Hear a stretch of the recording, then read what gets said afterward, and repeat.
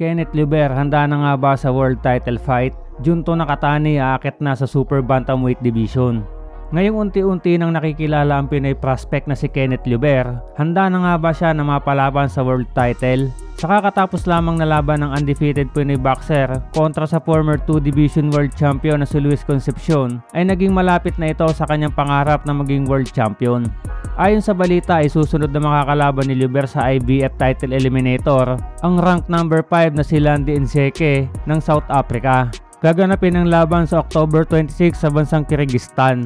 May record ng 30 anyos African boxer na 16 wins with 8 knockout at 1 loss at 1 draw. Nakuha ni Nseke ang kanyang nag-iisang talo sa kamay ng Pinoy na si J.R. Raquinel taong 2022 kung saan nakaranas ito ng first round TKO noong nasa super flyweight pa ito. Samantala may record naman ng 22 anyos na Pinoy prospect na 15 wins with 10 knockouts habang wala pang talo. So ipinakita nga ngayon ni Kenneth Luber ay sinasabing ito na ang susunod na Manny Pacquiao dahil yan sa pagkakahawig ng kanilang galawan sa ibabaw ng lona.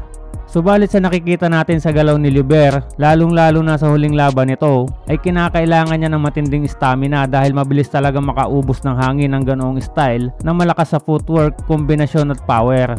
Sa laban niya kontra kay Concepcion ay nasubukan ng stamina ni Luber, lalo pa at sanay na sanay sumalong ng malalakas sa suntok ang Panamanian boxer.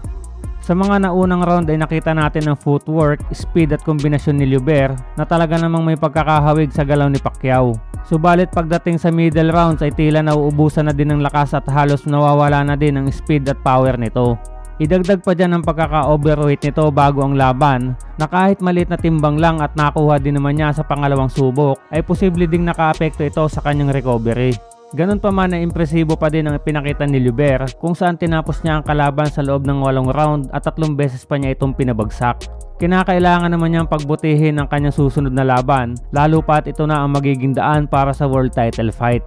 Ngayon nga aakit na si Junto Nakatani na may hawak ng IBF belt na paglalabanan ni Luber at Nseke. Ang title eliminator ay mababawasan naman kahit papaano ang poproblemahin nito pagdating sa championship. Kung sakaling talunin si Nseke ay posibleng makaharap ni Luber ang former bantamweight champion na si Takuma Inoue na ngayon ay nasa rank number 4 ng IBF, o di kaya naman ay ang undefeated Mexican na si Jose Reyes na nasa pang 3 sa ranking. Samantala, bakante naman ang una at ikalawang pwesto sa IBF. Ayon naman sa artikulo ng WBC ay kinumpirma na aakit na sa super bantamweight ang IBF, WBC at ring bantamweight champion na si Junto Nakatani. Kinumpirma din ng Hapon na ang susunod na laban niya ay sa super bantamweight na kung saan ang kapwa nito Hapon na si Naoya Inoue ang naghahari.